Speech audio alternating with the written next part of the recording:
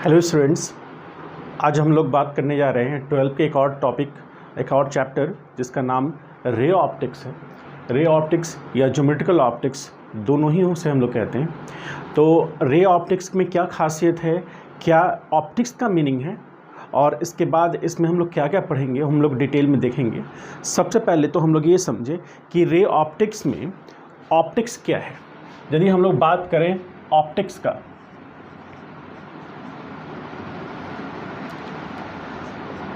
का, तो ऑप्टिक्स मतलब ये होता है कि it is study of light. यानी कि हमें क्या करना है, लाइट का स्टडी करना है। तो हम किसकी बात करेंगे, ऑप्टिक्स की बात करेंगे। तो ऑप्टिक्स स्टडी ऑफ लाइट हुआ। अब हम थोड़ा सा फोकस इस पे करें कि लाइट को थोड़ा समझें। लाइट के लिए कह सकते हैं कि it is a property or reason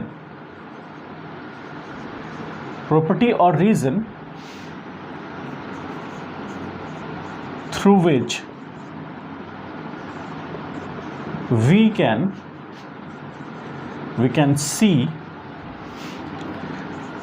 an object। हम किसी ऑब्जेक्ट को देख पाते हैं। ये इंपॉर्टेंट समझना कि या लाइट को हम या तो प्रॉपर्टी कह सकते हैं, इट इज़ अ प्रॉपर्टी, और रीज़न जो कारण है, जिस कारण से हम क्या कर सकते हैं कि which we can see an object, किसी ऑब्जेक्ट को हम लोग देख सकते हैं। ये इंपॉर्टेंट रीज़न है, मतलब इंपॉर्टेंट रीज़न या प्रॉपर्टी जिस कारण से हम किसी ऑब्जेक्ट को देख सकते हैं। जैसे ये रूम है, यदि ये क्लासरूम, इस क्लासरूम में यदि लाइट ऑफ हो जाए तो हम यहाँ से नज़दीक में कोई भी ऑब्जेक्ट रखा हुआ है, कोई पेन है, नोटबुक है या कुछ भी, हम उसे देख नहीं सकते। और हम जब देख नहीं सकते, इसका रीज़न क्या, रिफ्लेक्टेड जो रे है, हम लोग यहाँ बस देखेंगे, वो रे हमारे आँख तक नहीं पहुँच रहा है और इस कारण से हम उसे नहीं देख रहे। लेकिन जब लाइट इस पर आ रही है या फिर कह लीजिए कि बल्ब जो जल रहा है वो आ रहा है, इससे इंसिडेंट हो रहा है, उसके बाद रिफ्रैक्शन होने के बाद हमारे आँख तक पहुँच रहा है, अब हम उसे देख पा रहे हैं। तो वो रीज़न और प्रॉपर्टी क्या कहलाएगा, लाइट कहलाएगा, जो हम लोग स्टडी कर रहे हैं। इसकी खासियत क्या क्या है और क्या क्या हम लोग इसके बारे में जानते हैं कि इट इज़ प्रॉपर्टी और reason through which we can see an object. It is form of energy. हम लोग पहले भी इस पर देख चुके हैं इलेक्ट्रोमैग्नेटिक वेव में। तो form of energy and it is form of energy and propagate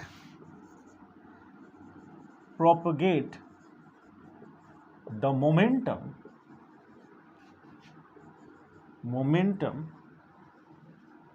propagate the momentum। it is form of energy, energy का फॉर्म है, ठीक। और ये क्या करता है, एनर्जी का फॉर्म है, मोमेंटम को भी क्या करता है, प्रोपेगेट करता है, एक जगह से दूसरी जगह पर ट्रांसफर करता है। ये कुछ इंपॉर्टेंट फीचर हैं जो लाइट के बारे में हम लोग और डिटेल में भी जानेंगे। ये कुछ इंपॉर्टेंट फीचर हैं। एक और फीचर है, यहाँ हम लोग इसको हाईलाइट कर सकते हैं। It is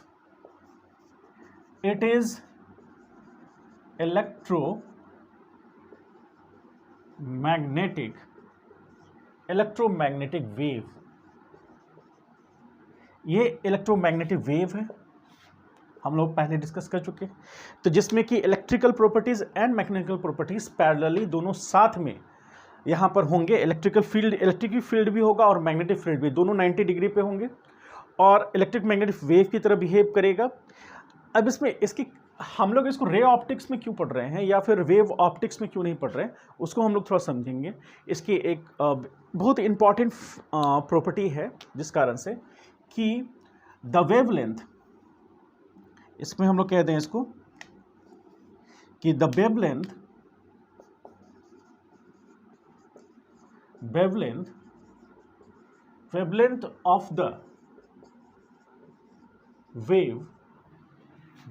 of the wave is very small compared to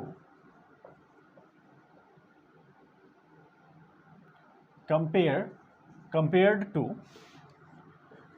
the to any object which we encounter in our normal life। बहुत ही छोटा है, कहने का मतलब ज़्यादा नहीं सोचना कि बहुत ही छोटा है किसी और बॉडी के रिस्पेक्ट में। इसका wavelength of the wave is very small, बहुत ही छोटा है। ये इसको हम लोग एंगस्ट्रॉम में मेजर करते हैं, और आपको मालूम है कि 1 एंगस्ट्रॉम कितना हुआ, 10 टू पावर -10 मीटर। 1 पे पावर 10 टू पावर -10 मीटर को 1 एंगस्ट्रॉम कहते हैं, और ये एंगस्ट्रॉम में मेजर होता है। हम लोग उसके स्पेक्ट्रम को देखेंगे अभी, इलेक्ट्रोमैग्नेटिक वेव का जो स्पेक्ट्रम है उसके अकॉर्डिंग हम इसको देखेंगे तो और डिटेल समझ में आएगा। बस हमको ये समझना है कि कंपेयर टू एनी ऑब्जेक्ट जो हम लोग देखते हैं उसके रिस्पेक्ट में, तो हम लोग करते क्या है कि therefore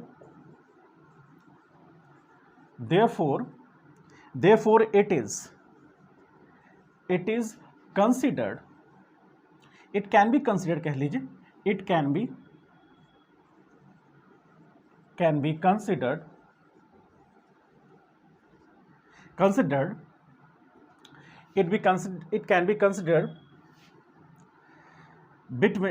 considered straight line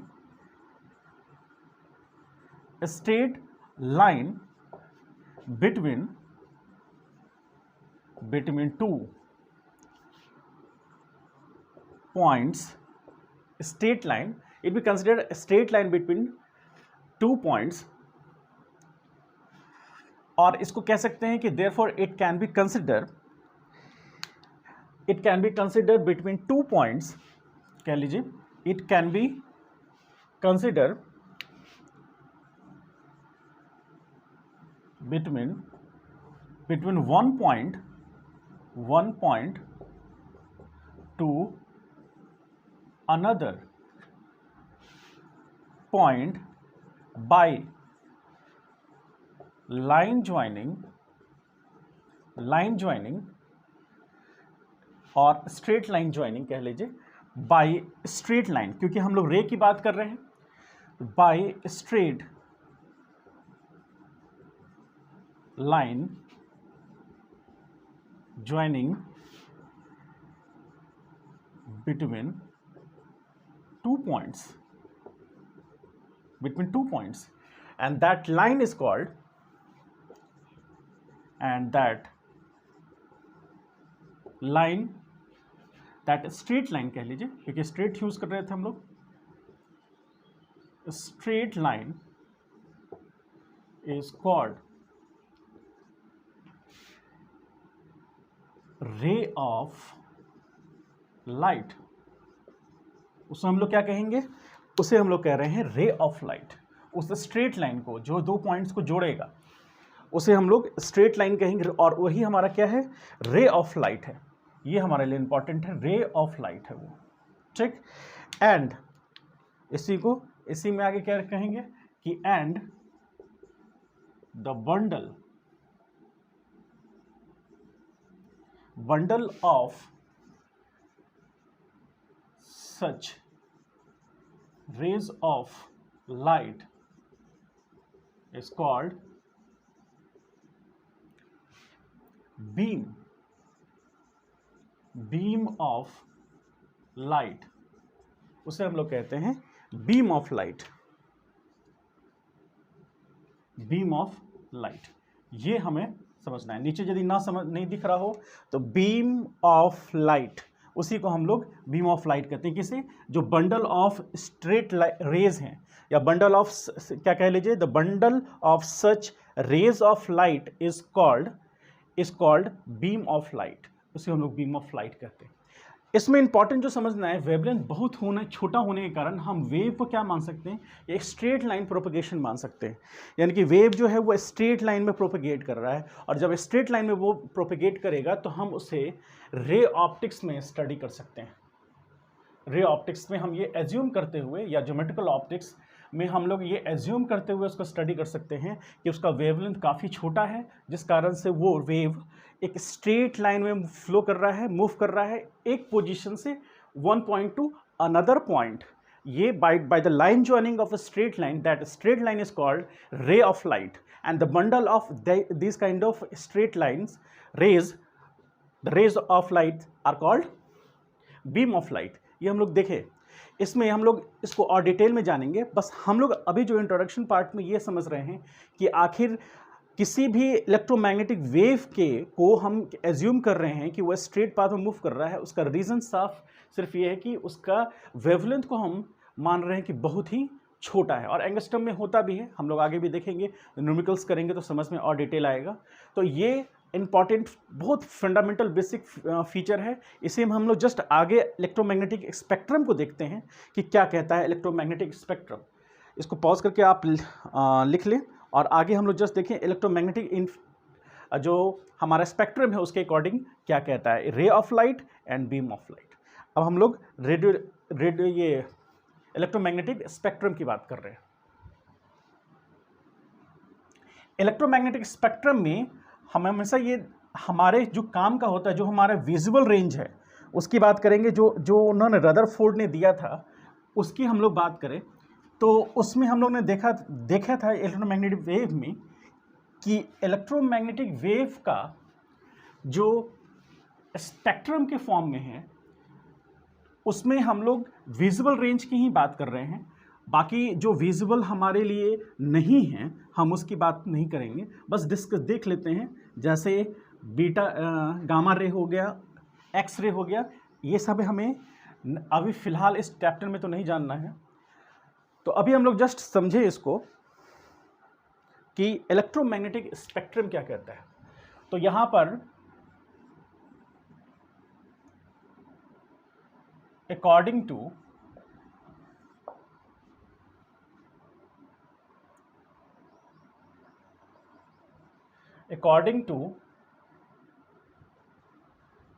Maxwell's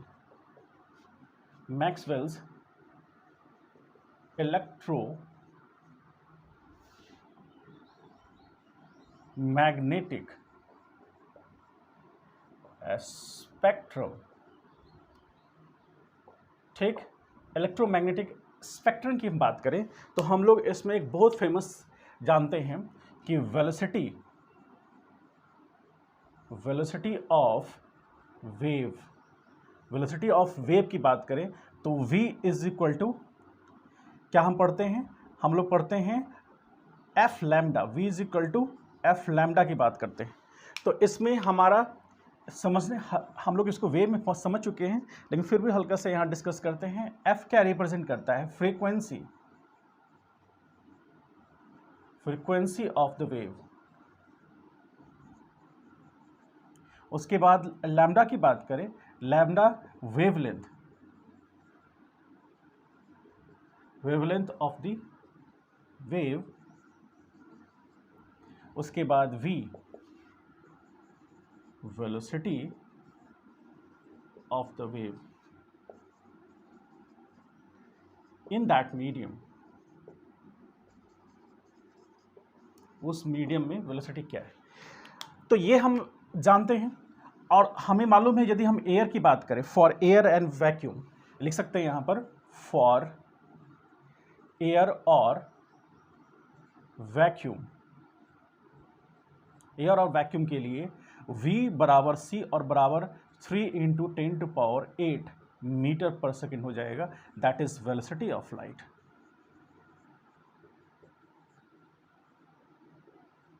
velocity of light की बात हो रही, ठीक, वो कांस्टेंट है।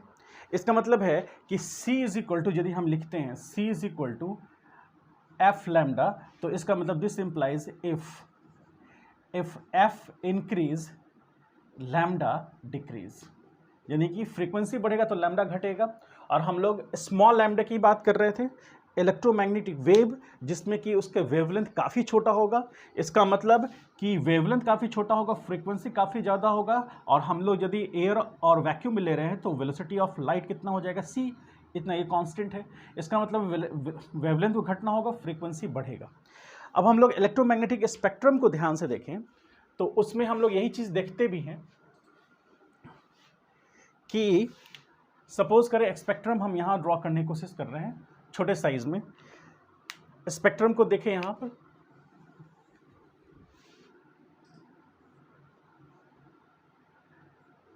स्पेक्ट्रम को, तो यहाँ पर इसमें क्या हो रहा है कि यहाँ पर गामा रेज होंगे, गामा रे, इसके बाद X raise,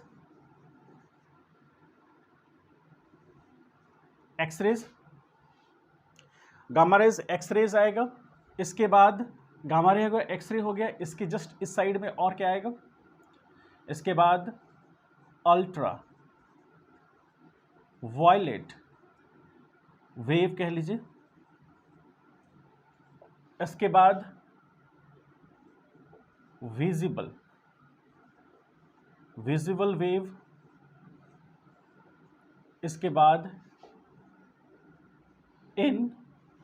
infra red wave, इसके बाद दैट इज माइक्रो वेव होगा, और फाइनली रेडियो वेव होगा। फाइनली हमारे पास रेडियो वेव होगा। ठीक है, इस वेव में इसका जो स्पेक्ट्रम है, इस स्पेक्ट्रम में हम ध्यान से देखें, जैसे इधर चलेंगे मतलब इससे इधर जा रहे हैं तो हम लैम्डा जो है इंक्रीज करेगा, दिस इंप्लाइज फ्रीक्वेंसी डिक्रीज करेगा। इसका मतलब है कि यहाँ पर लैम्डा जो होगा दैट इज मैक्सिमम मिलेगा हमें, और यहाँ फ्रीक्वेंसी मिनिमम मिलेगा हमें। उसी तरह यहाँ पर जब हम देखेंगे तो यहाँ पर हमें फ्रीक्वेंसी मैक्सिमम नजर आएगा और लैम्डा यहाँ पर मिनिमम नजर आएगा, यानी लैम्डा इंक्रीज करेगा, फ्रीक्वेंसी डिक्रीज करेगा। हमारे लिए जो काम का है वो ये स्पेक्ट्रम में फॉर्म जो स्पेक्ट्रम में आता है वो हमारे लिए ये है, ये हमारा विजिबल है, यानी कि इसी को हम क्या बोल रहे हैं, light.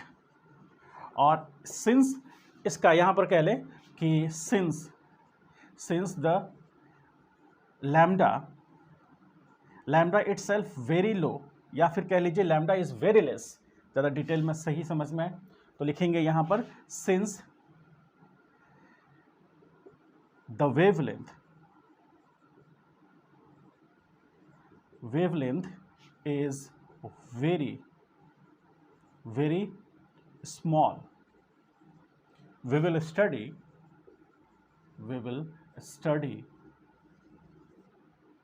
it as a straight line,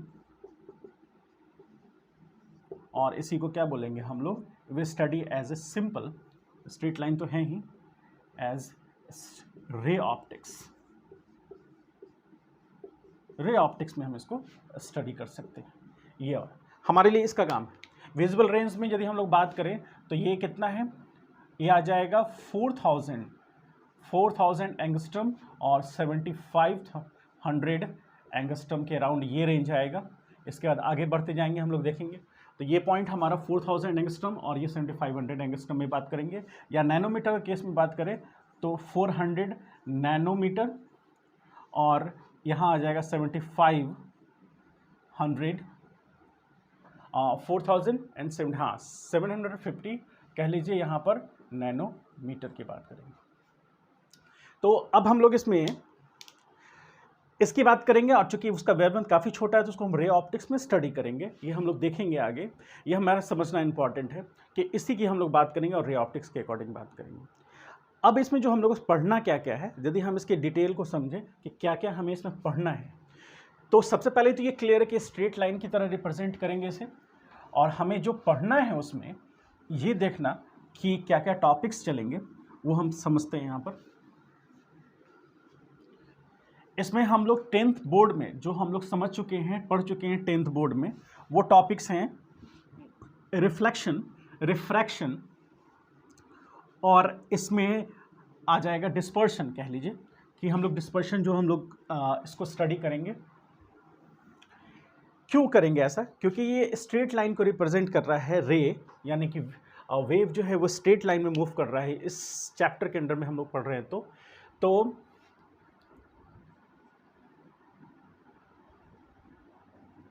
in this chapter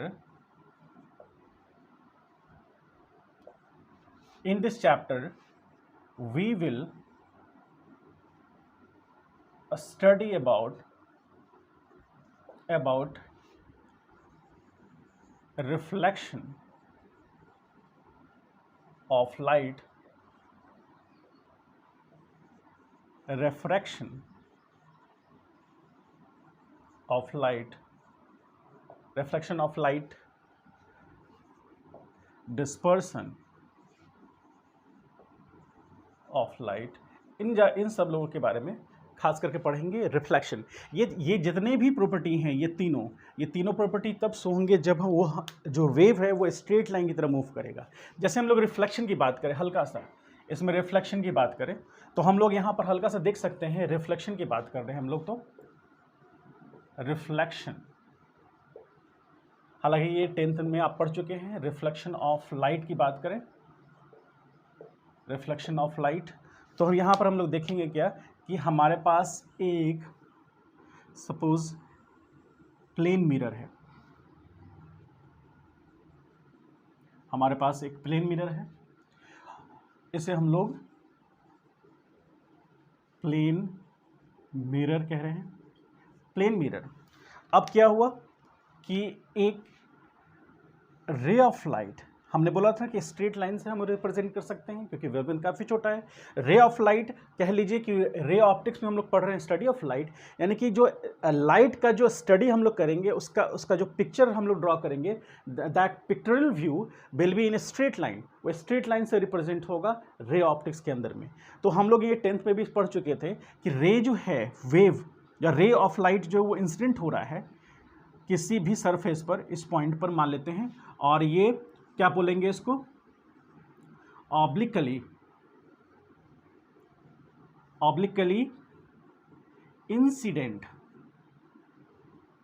रे है। ये ऑब्लिकली इंसिडेंट रे कहने का मतलब यहाँ पर जो भी एंगल बनेगा उसको हम लोग आई से रिप्रेजेंट करते आए हैं। I is greater than 0 and less than 90 degree, उसकी हम लोग बात कर रहे हैं।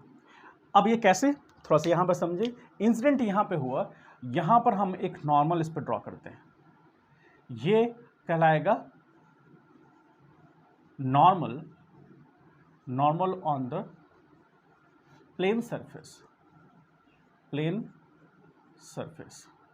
यहाँ पर ना लिख करके रिफ्लेक्शन दिखाएंगे यहाँ पर, तो यहाँ ना लिख करके हम लोग इसको सिंपल लिख देते हैं, नॉर्मल हम लोग रहने देते हैं।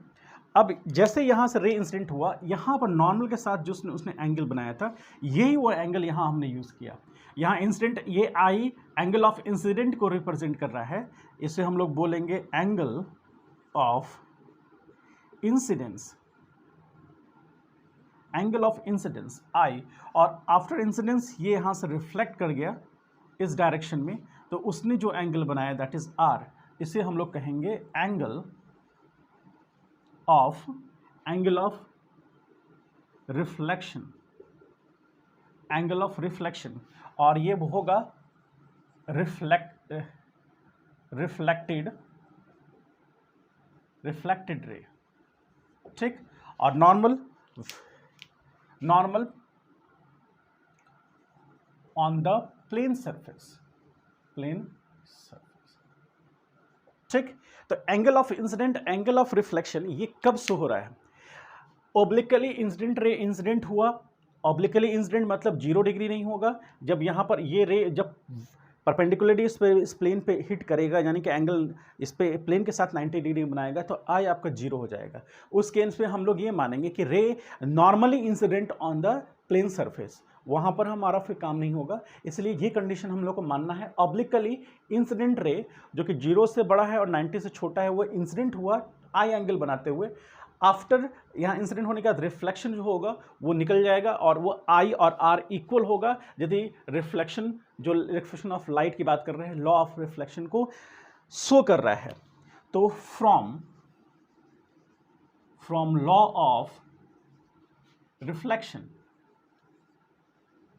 लॉ ऑफ रिफ्लेक्शन से क्या होगा, फर्स्ट लॉ क्या कहता है, फर्स्ट लॉ कहता है कि angle I will be equal to angle R. ठीक, ये सिंपल, यानी कि angle of incidence will be equal to angle of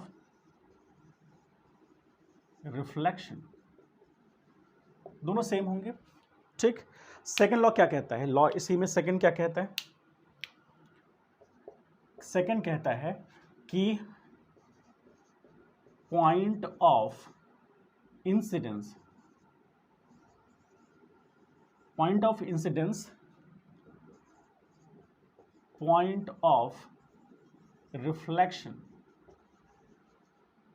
reflection and normal, यहां लिख देते हैं,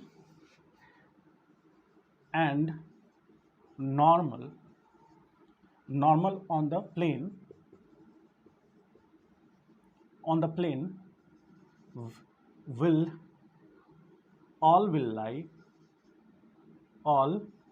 will lie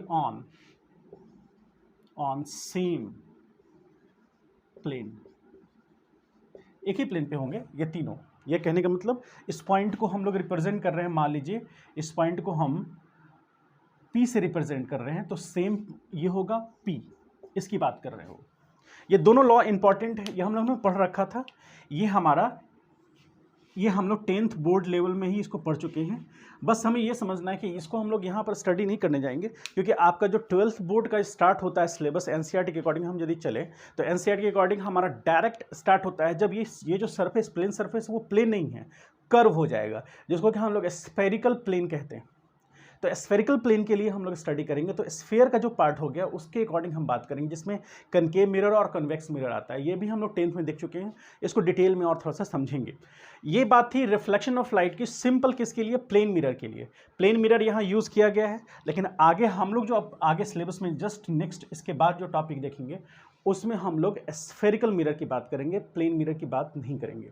तो बस, लेकिन वहाँ पर भी एंगल ऑफ इंसिडेंट और एंगल ऑफ रिफ्रैक्शन सेम होगा, और ये दोनों पॉइंट्स उसमें भी अप्लाई होंगे। यानी कि लॉ ऑफ रिफ्लेक्शन जो है, यदि हम लोग बात करें तो लॉ ऑफ रिफ्लेक्शन जो कहता है वो वहाँ पर भी अप्लाई होगा, स्ट्रेट जब प्लेन नहीं है तो भी, और जब कर्व प्लेट है तो भी हम उसको फॉलो करेंगे। तो वो चीज़ें हम लोग देखेंगे उसमें भी, फिर रिफ्रैक्शन की बात करेंगे, फिर डिस्पर्शन, इसी से हम लोग आगे बढ़ेंगे और रे ऑप्टिक्स को हम लोग कवर करेंगे। बहुत ही इंपॉर्टेंट टॉपिक है, इंपॉर्टेंट इसलिए क्योंकि बहुत इजी टॉपिक है, इजी चैप्टर है। यदि हम उसको याद रखें, यदि हम अपने उसे रेगुलर रिवीजन में रखें, तो ये नीट का एग्ज़ाम हो या जेईई का एग्ज़ाम हो, ये ज़रूर आपको मार्क्स देता है, क्योंकि इसके क्वेश्चंस आपके बनते ही बनते हैं। आपको बस थोड़ा सा इसको प्रैक्टिस में रखना है, इसको थोड़ा सा शॉर्ट नोट्स के हेल्प से, जो मैंने अपने पिछले लेक्चर्स में वगैरह में बताए हैं, उन सब समझते हुए हम लोग इसको समझ सकते हैं कि कैसे इससे क्वेश्चंस आएंगे। बहुत इजी क्वेश्चंस रहेंगे, डिफ़िकल्ट नहीं रहेंगे, बस हमें समझना है, इसको समझते हुए आगे बढ़ना है, जो हम लोग अगले टॉपिक में स्टार्ट करेंगे। अगला टॉपिक जो इसके बाद होगा उसमें हम लोग स्फेरिकल मिरर की बात करेंगे, यानी कि रिफ्लेक्शन थ्रू स्फेरिकल मिरर, उसकी हम लोग बात करेंगे। तो आज इतना ही।